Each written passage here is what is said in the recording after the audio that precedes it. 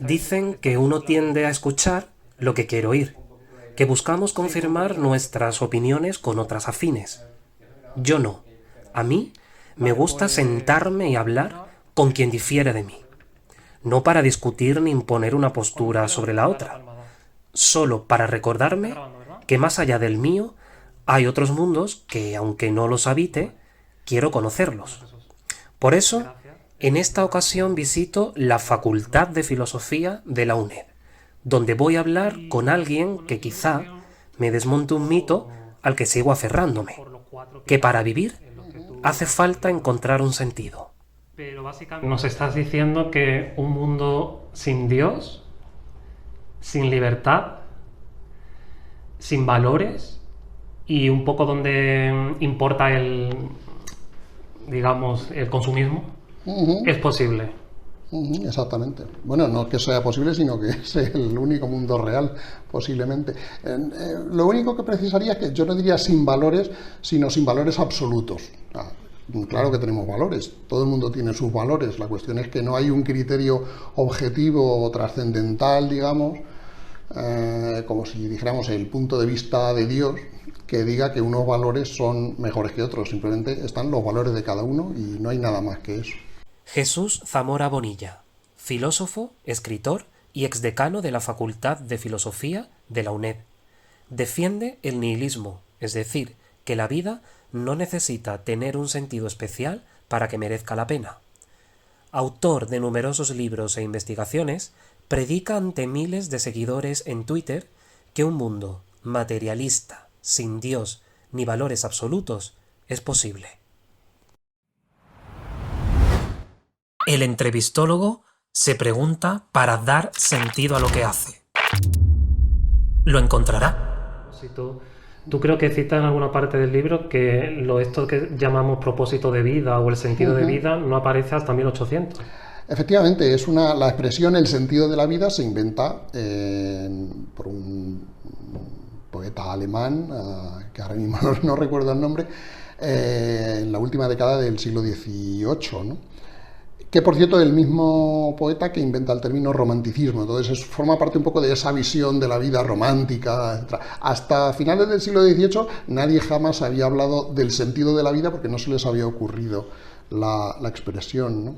Es un concepto bastante nuevo y si estuvimos muchos años sin él, pues seguramente podemos estar en el futuro también sin él, ¿no? ¿Y por qué se creó? O sea, ¿de dónde crees tú que viene esa necesidad de buscar ese sentido, ese propósito? Bueno, sentidos es una expresión un poco ambigua porque en alemán, que es la frase, el idioma, perdón, en el que se acuña la frase, si no recuerdo mal, Meinung, que es más o menos lo que en inglés se traduciría por meaning, es más bien significado que sentido. O sea, no es sentido en el sentido de dirección, por ejemplo, no es sentido en el sentido de algo que se siente, como cuando hablamos de los sentidos, sino es más bien significado, ¿no? O sea, que la vida tenga un significado.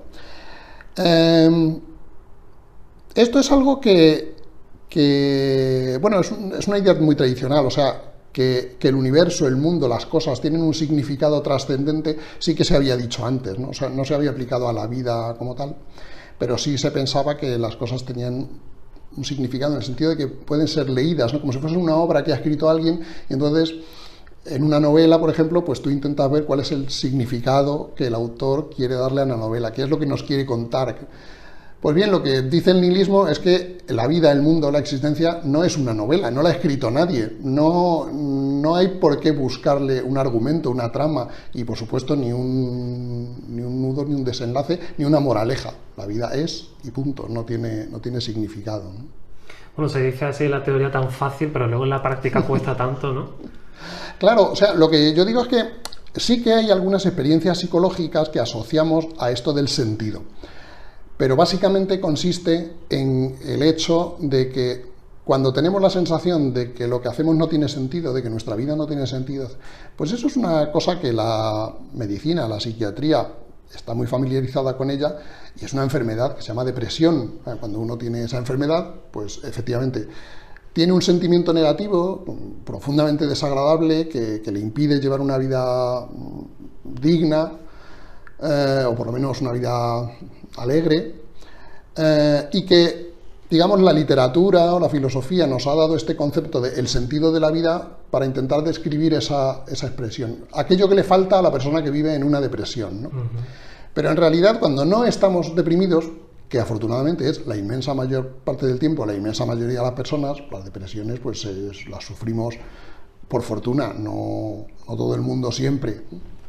Pues cuando no estamos deprimidos, estamos más o menos alegres, no es que estemos eufóricos, pero bueno, podemos decir que encontramos sentido a lo que hacemos.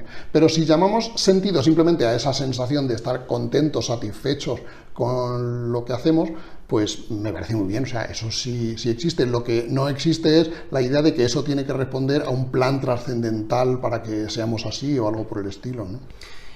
Pero ¿por qué algunos nos preocupamos más por ese tipo de cuestiones, ¿no? Parece que algunos tenemos más tendencia a darle muchas vueltas a eso del sentido, que tengo que tener un propósito, mi vida tiene que ser trascendente. ¿Por qué algunas personas pasan más y otras menos de ese tipo de cuestiones? Bueno, yo creo que... No sé si hay una explicación científica. No, vamos, si la hay, de hecho, yo no la conozco y lo que voy a hacer es una especulación, por supuesto. Pero, por ejemplo, yo creo que ahora la gente en ese tipo de situaciones se lo puede plantear así, pero hace 500 años nadie se lo planteaba en esos términos.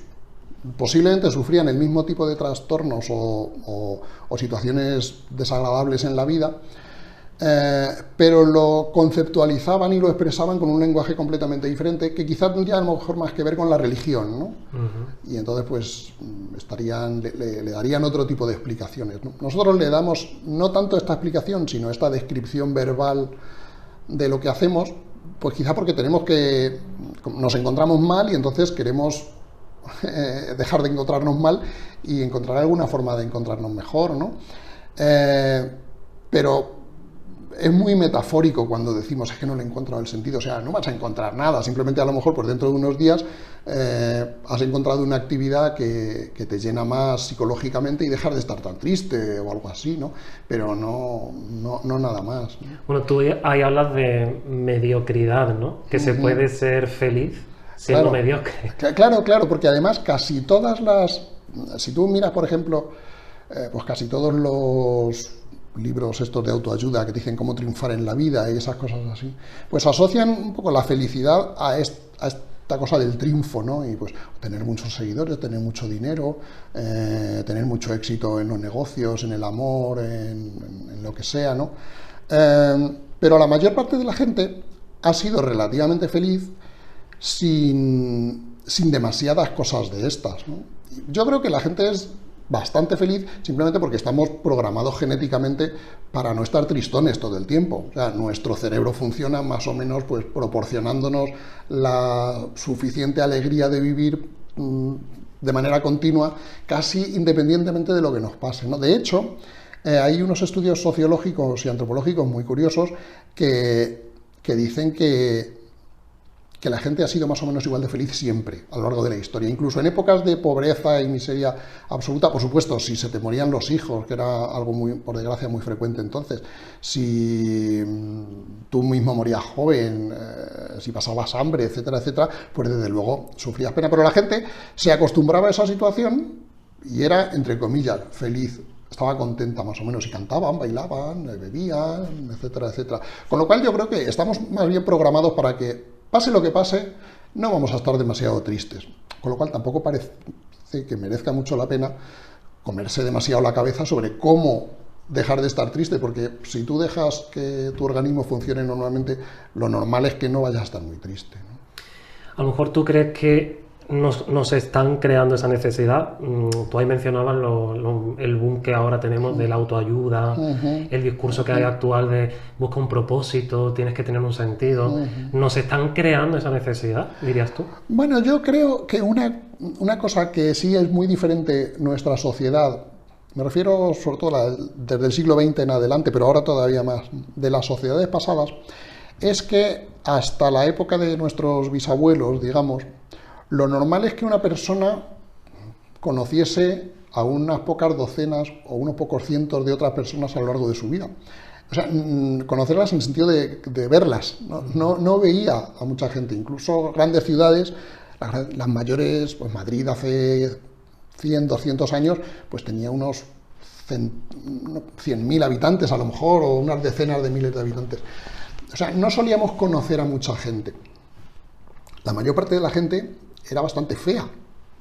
Si tú miras fotos del siglo XIX, fotos no de estudio, pero incluso de estudio, fotos de la calle del siglo XIX, principios del XX, pues te dices, pues coño, la gente parece más fea que ahora, ¿no?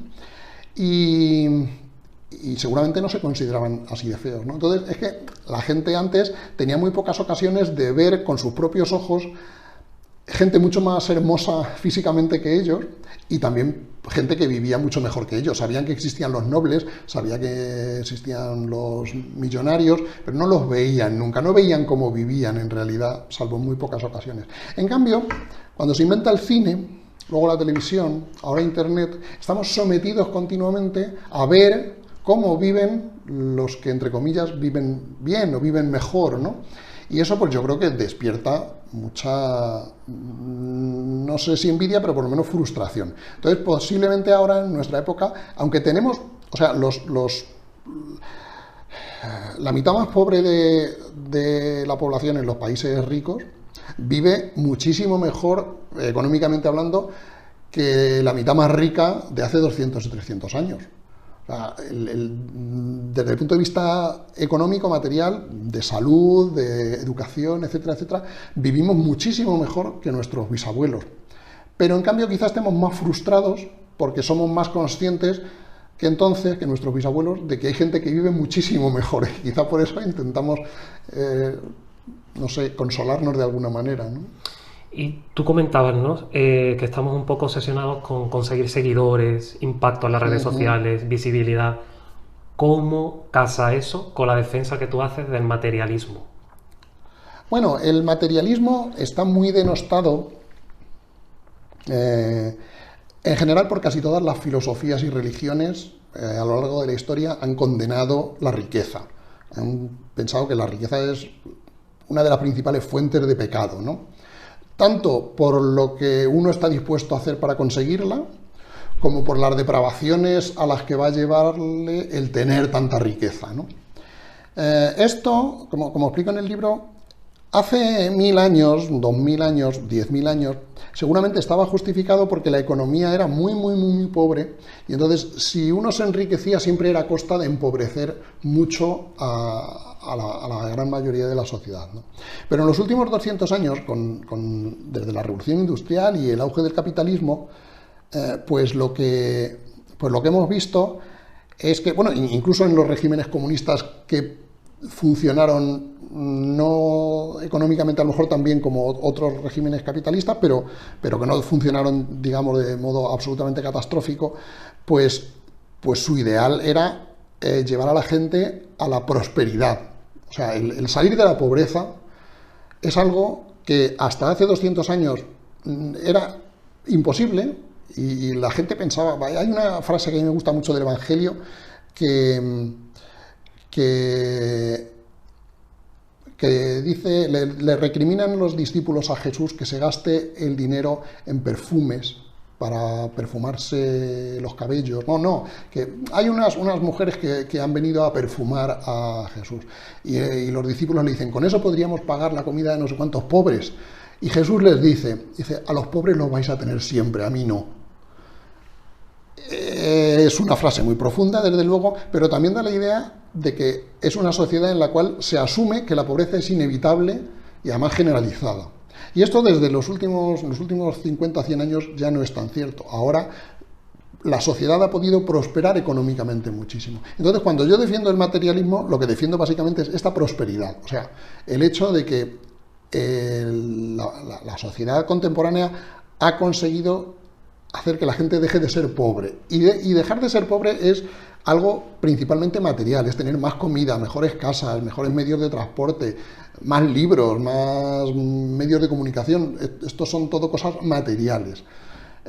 Cuando se critica el materialismo, yo creo que se critica sobre todo por esta idea antigua tradicional, pero yo creo que completamente desfasada, de que unos sean ricos solo puede conseguirse a costa de hacer pobres a otros, ¿no?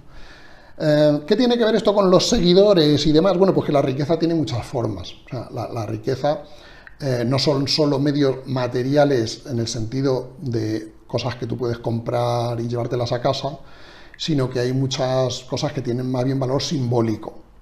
Y por ejemplo, pues el ganar una competición deportiva o algo así, pues aunque hay competiciones deportivas donde ganas mucho dinero, pero otras simplemente no ganas tanto, pero ganas la satisfacción de hacerlo. Bueno, esto podemos decir no es algo material, pero tampoco es algo espiritual, o sea, no es que lleguemos al cielo por ganar la competición de tenis de mi barrio o algo así, ¿no? O sea, también yo lo llamaría bienes materiales en algún sentido, ¿no?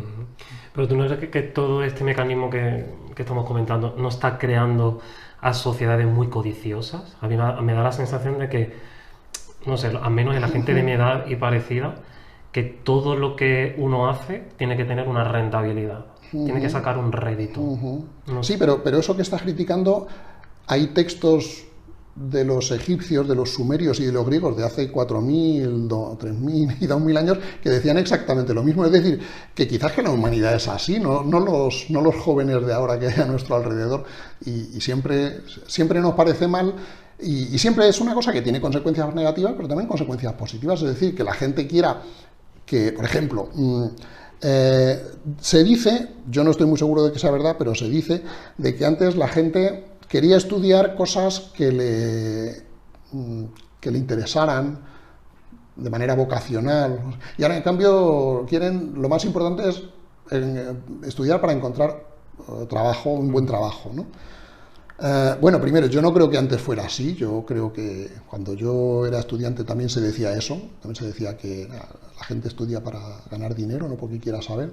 La gente nunca ha querido saber, o sea, ha habido 4 gatos que han querido saber, pero la inmensa mayoría de la gente no ha querido saber, y hacen bien, porque ¿qué van a ganar sabiendo tantas cosas? O sea, hay mucha gente muy sabia y muy infeliz. O sea, la sabiduría, en el sentido de estudiar mucho, no te da la felicidad. Pero bueno, ¿pero qué tiene de malo que la gente quiera estudiar algo para encontrar un buen trabajo? O sea, me parece bien. Pues, Yo me he quedado con eso que has dicho, que a veces hay muchos sabios infelices. sí. Bueno, esto es... básicamente, el nivel de satisfacción en la vida, yo creo que depende de 2 cosas. Primero, depende de condiciones genéticas y un poco la historia de la infancia de cada uno que le ha hecho tener una determinada personalidad, y hay personalidades más felices y personalidades más infelices. Tú has tenido la suerte, es como la persona que tiene un físico que le hace acumular grasa en donde no quiere tenerla, pues a lo mejor por mucha gimnasia que haga, por mucho dietas que haga, a lo mejor no consigue tener el cuerpo que tenía, pues es así. Y hay otras personas que en cambio se adiborran de dulces y están atléticos y como un pincel, ¿no? Pues el que es feliz, yo creo que en gran parte es feliz, no porque haga nada para serlo, sino simplemente porque su cerebro ha tenido la suerte de estar cableado de tal manera, sea por la genética, sea por sus primeras experiencias, de que le hace enfrentarse a la vida de forma más feliz, ¿no? La cuestión es que la gente que intenta hacer esas cosas, pues gente que ha estudiado mucho porque piensa que tener mucha cultura es lo que te va a hacer feliz, gente que se ha dedicado a la música porque piensa que buscar la belleza en el arte es lo que le va a hacer feliz, gente que se ha dedicado a la política porque piensa que el poder le va a hacer feliz, pues luego entre todos estos, pues hay muchos que son muy infelices, gente con muchísima cultura muy infeliz, artistas estupendos muy infelices, políticos que consiguen el poder y que son muy infelices.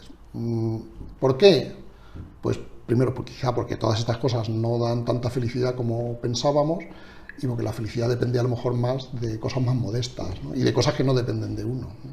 Entonces la cultura, ya digo, es verdad que tener muy poca cultura te garantiza una vida un poco miserable.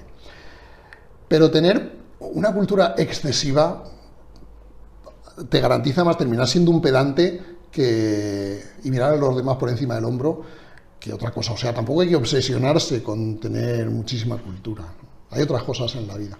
Entonces, para ti eso que se dice que el dinero no da la felicidad, ¿te parece un poco hipócrita? Bueno, vamos a ver, el dinero no da la felicidad por lo mismo que la cultura no da la felicidad, porque hay gente con muchísimo dinero profundamente infeliz. Lo que pasa es que pasar de no tener casi nada de dinero a tener bastante dinero sí que te hace muy feliz a la mayor parte de la gente. O sea, el dinero sí que es muy eficiente, la prosperidad económica es muy eficiente creando felicidad al principio. O sea, llega un momento en el que, o sea, pasar de no tener nada a tener 2 millones de euros te hace bastante feliz. Pasar de tener 2 millones a tener 1.000 millones quizá también te haga bastante feliz. Pero pasar de tener 1.000 millones a tener 2.000 millones posiblemente no te haga más feliz que lo que eras cuando tenías 500, ¿no? Ya. Bueno, tú ahí mencionas también que, hablando del materialismo y del consumismo, que la religión era el antiguo consumismo. Bueno, no, eso es más bien un chiste, ¿no? O sea, es porque se dice que cuando la gente no cree en la religión, pues puede creer en cualquier cosa, ¿no? Y que entonces el consumismo es la religión de ahora. Pues antes la gente iba a los templos a orar, ahora va a los nuevos templos, que serían los centros comerciales, a los nuevos rituales, que son los de comprar, ¿no? O van al fútbol, que también es lo que llaman la nueva religión. Y yo digo, vale, o sea, admitamos que es verdad, admitamos que el consumo y el fútbol son la nueva religión. Pero eso lo que quiere decir en el fondo es que el consumo y el fútbol están ahora satisfaciendo las necesidades que antes satisfacíamos mediante la religión. Con lo cual también podemos decir que la religión era el consumismo de antes o el fútbol de antes, ¿no? Porque normalmente quien dice esta frase lo que suele querer decir es que la religión sí que daba el verdadero valor a la vida, no como el consumismo, no como los espectáculos, ¿no?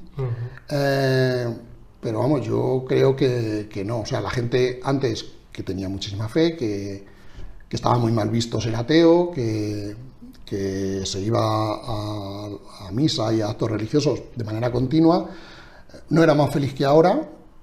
Tampoco es que ahora seamos muchísimo más felices que antes, por lo que explicaba antes, ¿no? Pero la religión simplemente era una institución social que intentaba satisfacer unas necesidades que ahora satisfacemos mediante otras vías, además de por la religión, ¿no? Y Jesús, ¿tú por qué dejaste de ser creyente? Bueno, yo empecé a ser creyente primero por lo mismo que la mayoría de los creyentes, y es porque no te daban otra opción. Yo, que nací en los años 60, pues es que la religión la mamabas, ¿no? O sea, no se te pasaba por la cabeza no poder ser creyente, porque como todo el mundo a tu alrededor era creyente y siempre se estaba haciendo referencias a la religión, pues ¿cómo no ibas a ser creyente? O sea, es que hasta hace bien poco, hasta mi juventud en España, un poco antes en algunos otros países y ahora todavía en otros países, pues es que no había opción de no ser creyente, ¿no? Lo que necesitaba una explicación es cómo se deja de ser creyente. Yo dejé de ser creyente, pues no recuerdo muy bien, pero posiblemente, en mi caso en particular, pues fue quizá la asignatura de filosofía en COU, que estudiábamos los argumentos en defensa de la existencia de Dios y estas cosas, y claro, veías que todos fallaban, ¿no? Porque, o sea, todos los argumentos tenían otros filósofos que los criticaban, entonces, claro, no había ninguno en el que todo el mundo estuviera de acuerdo. Con las matemáticas no pasa eso. Pues, el teorema de Pitágoras todo el mundo está de acuerdo. Pues lo de la creencia en Dios a mí me pareció que... Y empecé a leer otras cosas, ¿no? Que, pues, cosas más sobre ciencia, evolución, historia, que te hacían ver que no hacía falta para nada como decía un matemático francés, Laplace, no hace falta la hipótesis de Dios para explicar las cosas, ¿no? Entonces tú no tienes necesidad personal de Dios, en tu caso. Bueno, necesidad, yo creo que todo el mundo seguramente tiene en algún momento de la vida necesidad de Dios, en el sentido de que llega un momento, alguna tragedia personal, por ejemplo, o algo así, que dices, necesitaría... Más que necesitaría, qué bien estaría tener ahora un hilo con algo trascendente que me consolara, que me aliviara, a lo que poder agarrarme, etc. Eso yo creo que posiblemente todos los tengamos, porque quizá es un mecanismo psicológico por el que nuestra mente funciona así, ¿no?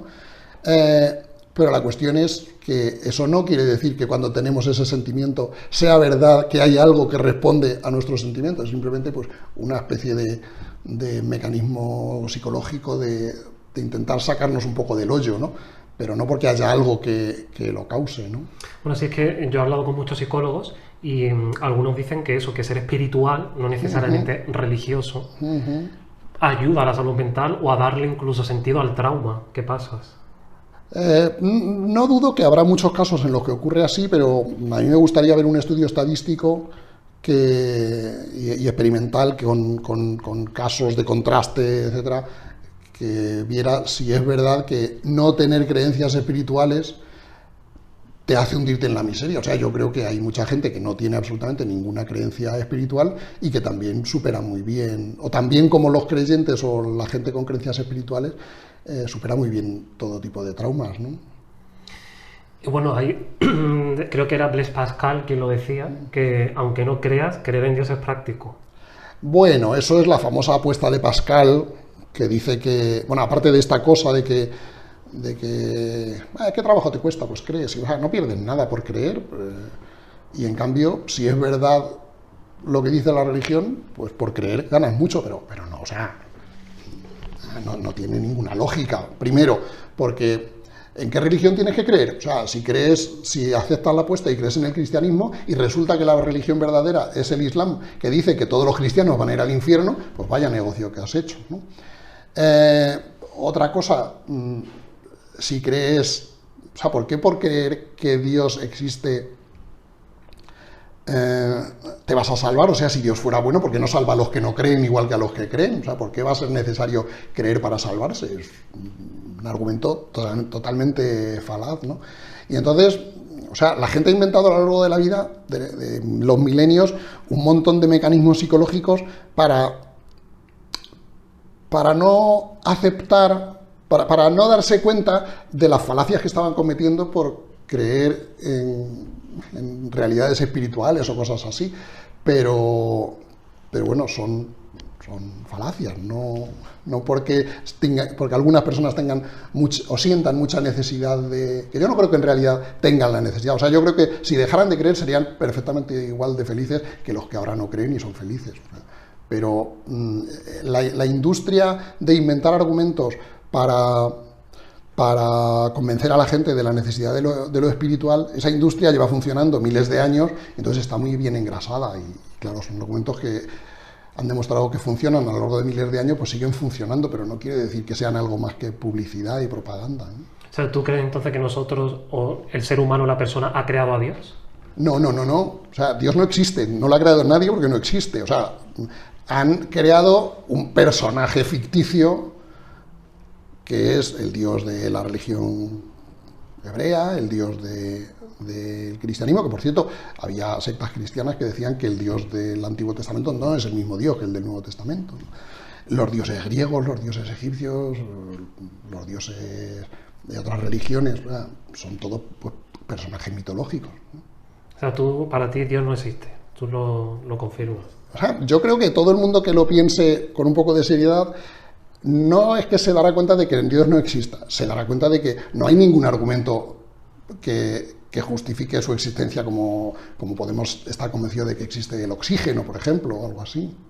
Bueno, pues hay quien defiende, ¿no?, que no hace falta ser religioso para creer, digámosle, Dios, ¿no? Que a lo mejor también ahí la palabra un poco a veces crea debate. Hay quien sostiene, yo he hablado con personas que así lo defienden, que no hace falta ser religioso para creer en Dios o en eso de que se llama un principio creador, ¿no? No, eso desde luego, son dos cosas distintas. Y también ocurre a la inversa, no hace falta creer en un principio creador para ser religioso. O sea, ha habido gente muy religiosa que han sido unos auténticos canallas. O sea, lo uno no garantiza lo otro. Pero la cuestión es que los argumentos para justificar la existencia de algo... Bueno, es que esto, me estaba acordando de una canción de Sabina, que yo creo que se llama Como te digo una co, te digo la o, que hay una frase que dice, algo tiene que haber, llámalo X, me parece bien, llámalo energía, mejor todavía. Y esto es el mejor argumento en favor de la existencia de Dios. O sea, algo tiene que haber. Bueno, claro, algo tiene que haber. Algo además de lo que nos dice la ciencia que hay, quiero decir. ¿Que hay algo más aparte de lo que la ciencia nos dice que hay? Pues claro, o sea, la ciencia de hace 1000 años no decía que existieran los virus ni las galaxias, y eso es parte de ese algo más que había, que hace 1000 años no se sabía. Hay cosas que quizá la ciencia no descubra nunca. Quizá el universo, quizá han existido varios universos, quiero decir, es posible, y nuestra ciencia solo sea capaz de descubrir lo que pasa en este, no en los otros. Y por lo tanto hay cosas que la ciencia nunca podrá descubrir. La cuestión es que ese algo que a lo mejor existe y a lo que la ciencia no puede llegar, no hay absolutamente ninguna razón para llegar a la conclusión de que tiene ni el más mínimo parecido con lo que las religiones llamaban Dios, o lo divino, o lo trascendente, o lo espiritual. Bueno, se dice que el Big Bang nos lleva necesariamente a que tuvo que haber alguien. Bueno, primero, no está todavía, el Big Bang es una frase un poco ambigua que en distintas partes de la ciencia significa cosas distintas, ¿no? Digamos que lo que está científicamente comprobado es que las galaxias del universo se están alejando unas de otras, y entonces, retrocediendo hacia atrás en el tiempo, llega un momento en el que todas las que vemos estaban concentradas en un espacio relativamente pequeño, ¿no? Las teorías científicas actuales nos pueden describir, no explicar, sino describir, lo que pasó desde unas milésimas de segundo después del supuesto Big Bang. Pero no hay absolutamente ninguna teoría que nos diga qué pasó en el Big Bang. Ni siquiera sabemos si hubo un Big Bang. O sea, no tenemos absolutamente ni idea. La cuestión, eso, si llamamos X a lo que hay justo detrás de lo último que podemos conocer, podemos plantearnos legítimamente la pregunta, ¿cuál fue la causa de que ocurriera X? Y aquí tenemos dos respuestas. Bueno, pues alguna causa tuvo que haber, podemos decir, ¿no? Pero ¿por qué esa causa va a tener ni el más remoto parecido con el dios Zeus, o con el dios del Evangelio, o con el dios de Spinoza, o con el nirvana de los budistas? ¿Por qué va a tener algún mínimo parecido con esas cosas? Exactamente igual. Fíjate que podemos avanzar esa X, que para nosotros ahora está en unas milésimas de segundo después, supuestamente, del Big Bang, hace 100 años estaba mucho más cerca. Había cosas, por ejemplo, la propia expansión del universo no se conocía, y entonces podríamos haber llegado a preguntarnos, bueno, si las religiones estuviesen en lo cierto, pues tendrían que habernos iluminado un poquito de esas cosas que hace 100 años o 200 años eran desconocidas y luego las hemos podido conocer. Y no, las religiones no decían nada de eso. Y entonces, si lo que decían las religiones no se parece nada a lo que hemos descubierto, ¿por qué pensar que lo que todavía no hemos descubierto se va a parecer algo a lo que dicen las religiones? Que a lo mejor sí, a lo mejor no, pero no hay ningún motivo para hacerlo. Es algo parecido al hecho de que algo que consumió bastante el esfuerzo de filósofos y pensadores en la época del Renacimiento, en el siglo XVI. Es cuando se descubrió América.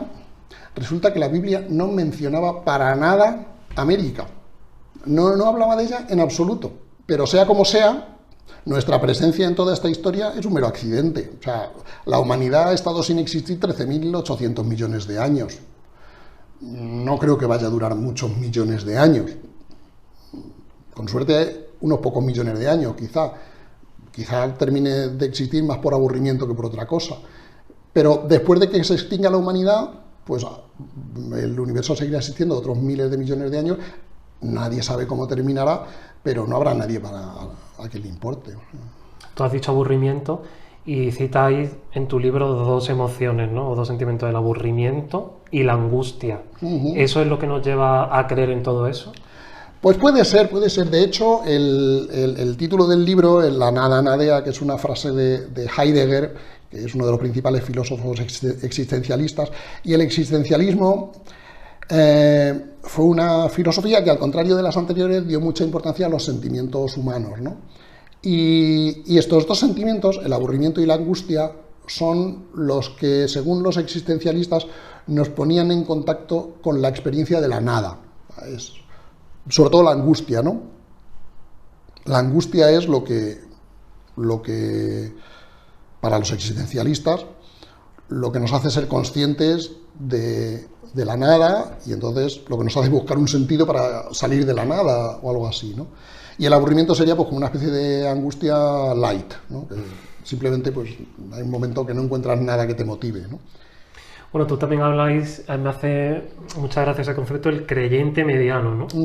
No sé si hay un poco de hipocresía también en la fe, es decir, como que cree un poquito, no mucho, ahí te refieres tú al grado de nivel de creencia, ¿no? Yo no lo llamaría hipocresía, yo lo que creo es que eso es lo razonable, o sea, lo razonable es que la inmensa mayoría de los creyentes han sido no muy creyentes. Lo que pasa es que las religiones, digamos, la versión oficial de las religiones, la que han dado los teólogos y la que se da en la catequesis, pongo el ejemplo del catecismo católico, dan una visión de la religión y de la fe que es algo así como el ideal. O sea, igual que los libros de autoayuda te dicen cómo tienes que ser para ser una persona perfecta, muy feliz, con éxito, etcétera, etcétera, pues el catecismo y los libros de teología dan una versión de la fe para decirte cómo tendrías que ser si fueras un creyente ideal, pues como un santo, no sé, como Teresa de Calcuta o algo así, ¿no? Pero la inmensísima mayoría de los creyentes no han sido tan creyentes, tienen un conjunto de experiencias psicológicas perfectamente reales y perfectamente razonables,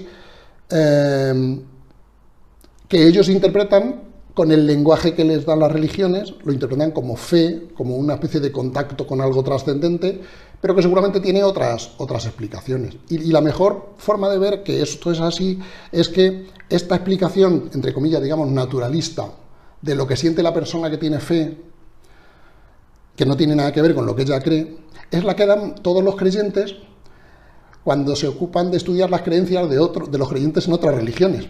El creyente cristiano, cuando intenta explicar la fe que tiene el creyente musulmán o el creyente budista, no lo hace partiendo de la hipótesis de que el creyente budista, de que lo que cree el creyente budista, la fe que tiene es una fe verdadera y es verdad en lo que él tiene fe, o el budista, ¿no?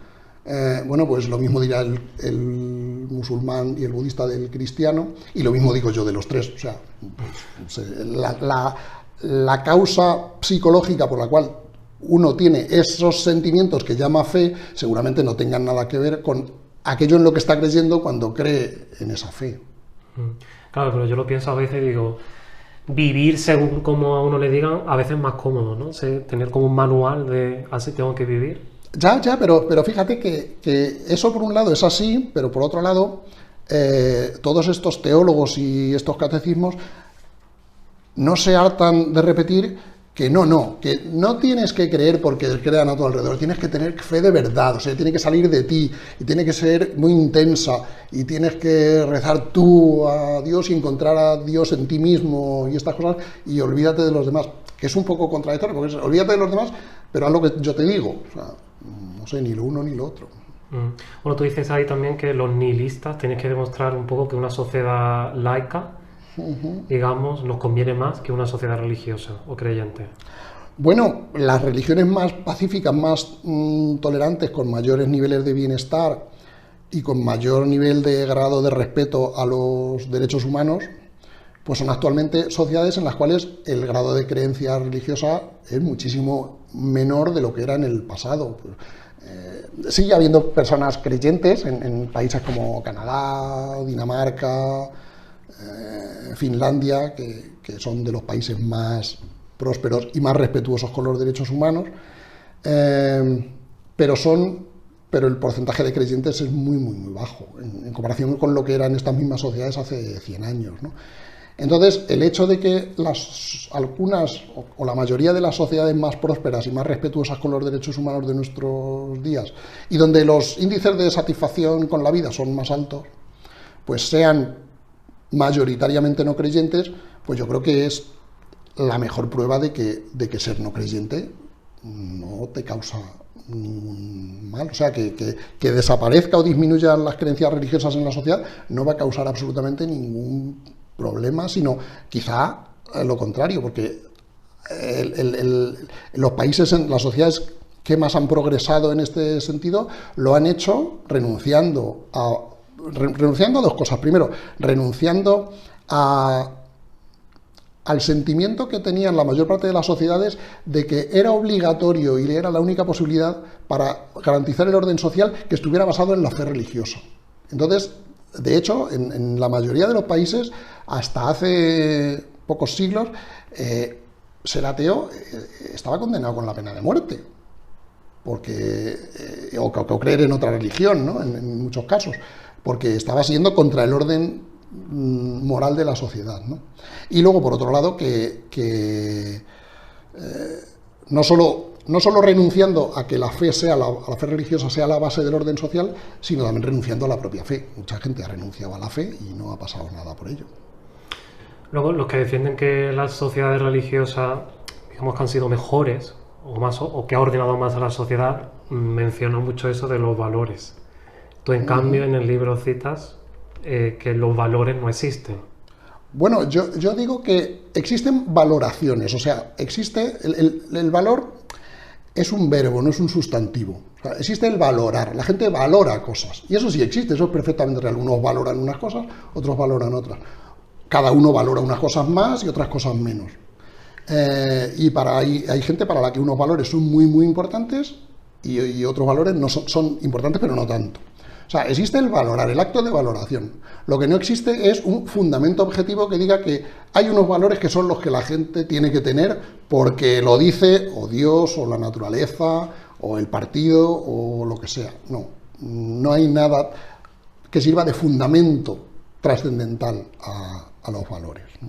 ¿Y quién da valor al valor? Nadie, esa es la gracia. O sea, ¿por qué tiene que...? O sea, es que no hay valor. Lo que yo propongo es olvidarnos del valor como sustantivo. O sea, hay valorar, hay el acto de valorar. Si tú dices, hay valoraciones mejores o peores, lo que estás haciendo es decir, yo no tengo... O sea, si tú, por ejemplo, no estás de acuerdo con mis valores, lo que estás diciendo es que no coinciden con los tuyos, que tú tienes otros. Y bueno, ya, pero tú tienes esos, yo tengo los míos. ¿Por qué voy a tener yo los tuyos? Porque vas a tener tú los míos. O sea, tú tienes los tuyos, yo tengo los míos, pero no es una cosa en la que unos tengan razón y otros no tengan razón. Es como la música, pues, a unos les gusta una música, a otros les gusta otra música. ¿Eso quiere decir que el reggaetón es mejor que el rock? Pues al que le gusta más el reggaetón, pues piensa que es mejor el reggaetón. Al que le gusta más el rock, pues piensa que es mejor el rock. Pero eso siempre se ha dividido entre el bien y el mal, ¿no? No, bueno, pero el bien es lo que a ti te parece bien. Y quiero decir, aparte del hecho de que hay gente a la que ciertas cosas les parecen bien y ciertas cosas les parecen mal, ahí ya tienes todo lo que necesitamos. No necesitamos más que las actitudes de la gente, que consisten en considerar que unas cosas les parecen bien y otras cosas les parecen mal. De hecho, así, ahora que no nos oye nadie, cuando se elaboró la Declaración Universal de los Derechos Humanos en el 46, Eleanor Roosevelt, bueno, y los que estaban ahí en el tinglao, pusieron mucho énfasis en que no hubiera demasiados filósofos en el comité que iba a aprobar porque los filósofos se iban a perder en los fundamentos, y la cuestión es, no nos hacen falta los fundamentos. O sea, no es importante porque tú puedes creer que está bien aprobar los derechos humanos porque tu fe cristiana te lo dice, y otro puede decir que está bien aprobar los derechos humanos porque su marxismo se lo dice y otro porque su fe musulmana se lo dice. Pero es igual, las fundamentaciones son una cuestión subjetiva de cada cual. Pues ¿sabes a lo que me está recordando todo esto? A lo que está pasando ahora en la política. Ah, bueno, seguramente. Yo creo que es un poco eso, ¿no? Lo que tú estás explicando. Uh-huh. Sí, yo creo que uno de los grandes males de la política actual, no tanto de la política, o no solo de la política, sino de la de la relación de la sociedad con la política, es lo que muchos autores ahora llaman la polarización, ¿no? Que yo creo que tiene que ver no solo con el hecho de que las posiciones políticas sean mucho más diferentes entre sí de lo que eran antes, porque siempre han sido muy diferentes las de la izquierda de las de la derecha, ¿no? Sino con el hecho de que ahora se da demasiada importancia a tener razón. La gente cree demasiado intensamente y de manera muy poco justificada en que es importante tener unas ideas políticas correctas. Y las ideas políticas son una chapuza todas. Entonces no hay ideas políticas correctas, no tiene sentido. Al contrario, en el caso de la religión sí es importante, yo creo, bueno, más importante por lo menos, que uno, o sea, si uno se mete a una religión y va por ahí sospechando que la religión no es, que esas cosas que le están contando a lo mejor no tienen mucho sentido, pues a lo mejor no va a terminar siendo un buen creyente, ¿no?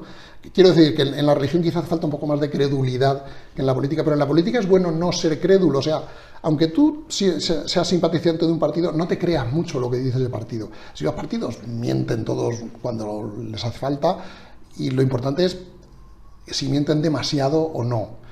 Y sobre todo no creas que los que defienden ideas distintas a la tuya están radicalmente equivocados y son radicalmente inmorales, porque sencillamente es que tienen ideas distintas. Lo importante es ponernos de acuerdo un poco en las reglas básicas para no matarnos los unos a los otros.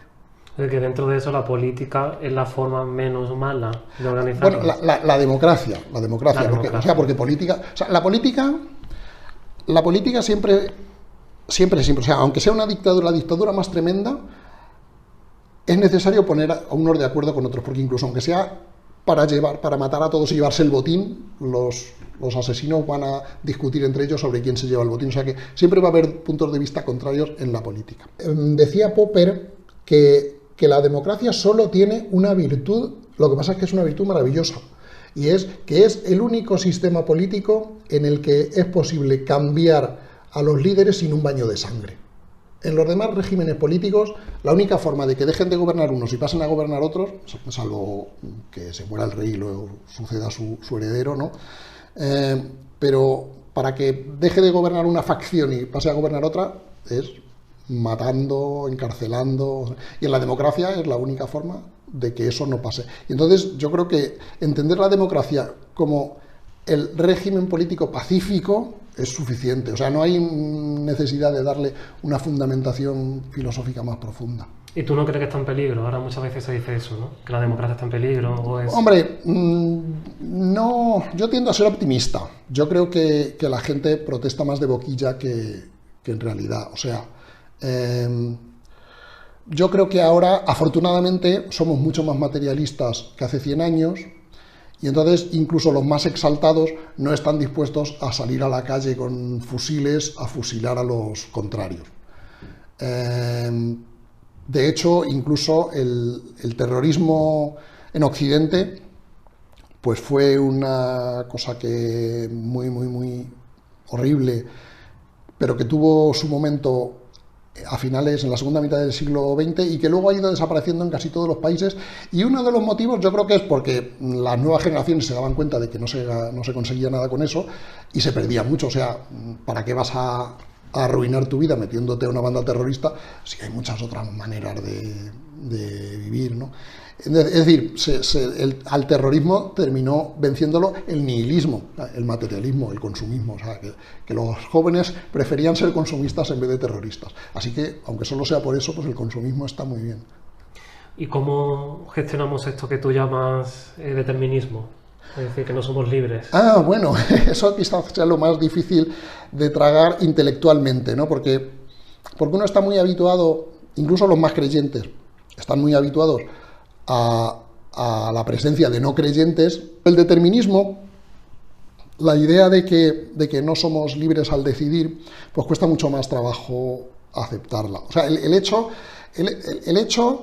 de que los seres humanos estamos hechos de materia normal y corriente, que es la base del determinismo. O sea, exactamente igual que los átomos no pueden violar las leyes de la física, Nosotros tampoco. O sea, nuestros átomos se mueven como las leyes de la física les dicen que se tienen que mover. Y entonces, cuando tomamos una decisión, no quiere decir que no la tomemos voluntariamente. Si yo, por ejemplo, digo, voy a buscar la página 200 de este libro, y abro el libro por la página 200, ¿no? Aquí, ¿no? Pues lo he hecho voluntariamente, por supuesto, y lo he hecho conscientemente, y he tenido que hacer ciertas operaciones mentales para ver por dónde está la página 200. O sea, es algo que yo he elegido voluntariamente. Lo que dice el determinismo no es que no elijamos voluntariamente, es que no elegimos libremente. Que no elegimos, es decir, que cuando elegimos una cosa, no es verdad que habríamos tenido la posibilidad de elegir una cosa distinta. O sea que si damos marcha atrás al tiempo y volvemos a la situación en la que yo cojo el libro y digo, pues se me habría ocurrido otra vez la página 200, habría movido exactamente igual los dedos hasta encontrar la página 200 y la habría abierto por la página 200. No estaba en mi mano elegir de manera diferente. O sea, que todo lo que pasa es inevitable. Y esto es un pensamiento muy difícil de tragar, porque si todo lo que pasa es inevitable, pues no sé, es inevitable las guerras, son inevitables los accidentes, son inevitables los asesinatos, es inevitable que el Barça ganó metiendo un gol en el último minuto, por mucho que me pese, y entonces pues te hace ver el mundo de manera diferente, claro, y eso cuesta mucho trabajo. Pues anda que no estamos obsesionados con decir si volviera atrás, o esa obsesión de cambiar lo que uno ha hecho, ¿no? Pues eso, si volvieras atrás, si todo volviera exactamente atrás, a exactamente como estaba, justo exactamente antes de que tomaras la decisión que ahora te parece tan equivocada, y todo hubiera ocurrido exactamente igual, incluso los posibles saltos cuánticos aleatorios que pueden suceder en el cerebro, que quizá sucedan, ¿no? Y entonces nuestro cerebro no es completamente determinista, a lo mejor es algo aleatorio, pero como es aleatorio no podemos influir en ello tampoco, ¿no? Pues si todo hubiera ocurrido igual, pues habrías decidido exactamente lo mismo. Es verdad que si hubiera ocurrido igual, salvo porque supieras lo que iba a pasar después, pero entonces no es igual, es distinto. Pero si hubiera ocurrido igual en todos los aspectos, habría vuelto a hacer lo mismo. Entonces, ¿sirve de algo el arrepentimiento? Sirve de algo a nivel evolutivo. Eso lo explico en otro libro, y es que nosotros descendemos de animales que se arrepentían más que sus primos. O sea, digamos, hubo algunas mutaciones que hicieron que nuestros antepasados de hace 50, porque esto no es de los primates, esto es de antes, o sea, los mamíferos se arrepienten, no solo y quizá las aves y quizá los reptiles. Pues los primeros animales que se empezaron a arrepentir, pues fue porque algunas mutaciones les hicieron ser un poco distintos de sus primos que no tenían esa mutación y no se arrepentían. Entonces los que se arrepentían aprendían mejor, porque les molestaba más equivocarse. Entonces cuando se equivocaban, eso les incentivaba a cambiar su conducta las siguientes veces. Entonces al aprender mejor, se comportaban con más éxito y dejaban más descendientes. Así que nosotros descendemos de animales que se arrepintieron más y mejor. Bueno, por eso dicen que a lo mejor tropezamos dos veces con la misma piedra, ¿no? A lo mejor eso tiene sentido. Bueno, yo creo que se refiere más a que los hombres los humanos le damos demasiadas vueltas a las cosas. Los animales van más a... Cuando tienen una solución la aplican. Nosotros no nos quedamos conformes, le seguimos... Que está muy bien, claro, porque por eso hemos desarrollado más tecnologías y más artes y más cosas de estas, ¿no? Eso me recuerda a lo que decías tú antes, ¿no? Que hay muchos sabios infelices. Y a veces yo pienso de qué sirve darle tanta vuelta a las cosas, ¿no? Y a veces digo, ¿por qué a unas personas por qué les damos tanta vuelta a las cosas y que a otras es que pasan? O sea, es como encefalograma plano, ¿no? Que le digo yo. Ya, bueno, si te sirve de consuelo, si aceptas el determinismo, pues llegas a la conclusión de que cuando le diste tantas vueltas a las cosas no lo pudiste evitar. O sea, no... Si volvieras a la misma situación, le habrías dado las mismas vueltas a las cosas. Así que tampoco merece la pena arrepentirse tanto. O sea, que tú eres feliz siendo así. No, o sea, no es que yo sea feliz por pensar esto. Al contrario, yo pienso que a lo mejor pienso más estas cosas por el hecho de que tengo un temperamento que me hace más difícil que a otras personas sentirme enfadado. Yo tiendo a ser más alegre que otras personas, o eso pienso yo, ¿no? A lo mejor me equivoco. Y entonces, como no veo la vida tan de color negro como otra gente, pues no le veo nada negro al ateísmo, al nihilismo, al determinismo, al materialismo. No, tú sí crees en algo que es la nada. No, al contrario, o sea, el objetivo principal del libro es decir que el error principal del existencialismo ha sido creer en la nada. O sea, el existencialismo, su leitmotiv, por así decir, es decir, la nada es un peligro y tenemos que huir de ella. Yo lo que digo es que no hay nada que sea la nada. Entonces, no hay que tener miedo a la nada porque la nada no existe. Todo lo que existe son cosas que existen, no la nada que no existe. Entonces, no hay que tener miedo a la nada. Lo que ocurre es que algunas cosas que gente cree que existen no existen. Eso sí. O sea, Dios no existe. Eso no quiere decir que exista la nada. Eso quiere decir simplemente que no hay nada que sea Dios, pero no que exista algo que sea la nada. Entonces, ¿la nada es algo? No, claro, nada. O sea, nada es como nadie. O sea, nadie es alguien, obviamente, ¿no? Si yo digo, no hay nadie en el... O sea, nadie ha quedado en el despacho de al lado, porque se ha ido todo el mundo. Entonces, ¿hay alguien en el despacho de al lado que es nadie? Evidentemente no. Pues si digo, nada ha quedado debajo de la mesa, lo que estoy diciendo es que no hay nada debajo de la mesa, no han quedado cosas debajo de la mesa. No que haya quedado una cosa que sea la nada, sino que las cosas que estaban se han ido. Entonces, pensando así, tú entonces has perdido el miedo, un miedo que no sé si tenemos por instinto o heredado, o un miedo normal, que es la nada de la muerte, el hecho de que no hay nada. Supongo que tú a todo eso no... Bueno, yo creo que no hay nada después de la muerte, eso sí. O sea, no que haya una cosa que sea la nada, que está después de la muerte, que a lo mejor es algo que podrían creer los budistas o algo así, ¿no? O sea, yo creo que, pues, cuando una persona muere, pasa con ella lo mismo que cuando este libro se quema, pues que ya está, ha desaparecido. No existió durante millones de años antes de nacer y durante millones de años después de morir, pues no existirá. Naturalmente, esto no quiere decir que yo no intente alargar mi vida todo lo que pueda, y con buena salud, por supuesto, eso sí, pero no porque tenga miedo a la nada, porque tengo miedo a dejar el algo que tengo ahora, que es la vida. ¿Tú no sientes angustia por eso? No, en absoluto ninguna. O sea, yo lo que no quiero es morirme, por supuesto, pero no porque me dé angustia lo que vaya a pasar después, que evidentemente creo que no va a pasar nada, porque ¿qué va a pasar? O sea, pues a dejar de existir. Lo mismo que pasaba antes de nacer. ¿Qué pasaba antes de nacer contigo? ¿Qué pasaba contigo 1000 años antes de nacer? Nada. ¿Te preocupa eso? Nada. ¿Qué pasará contigo 1000 años después de morir? Nada. ¿Me preocupa eso? Nada.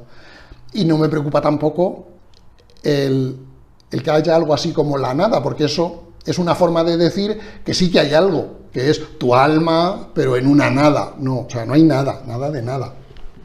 Entonces, ¿de qué nos vamos a preocupar? Pero esto ya lo dijo Epicuro hace 2300 y pico años. O sea, la muerte no te debe preocupar porque cuando está la muerte tú no estás y cuando tú estás no está la muerte. Entonces, nunca os encontráis, no tienes que preocuparte de ella. Ahí tenemos, ¿no?, la expresión de aferrarse a la vida, ¿no? Bueno, ya, pero lo que quieres es no morirte. No seguir viviendo después de morir. Eso tenía una frase Woody Allen muy buena, ¿no? Algo parecido, ¿no? Dice, usted querría alcanzar la inmortalidad por sus obras. Dice, no, yo quiero alcanzar la inmortalidad no muriéndome. Pues eso, yo igual, o sea, y me gustaría vivir cientos de años, eso sí, por supuesto.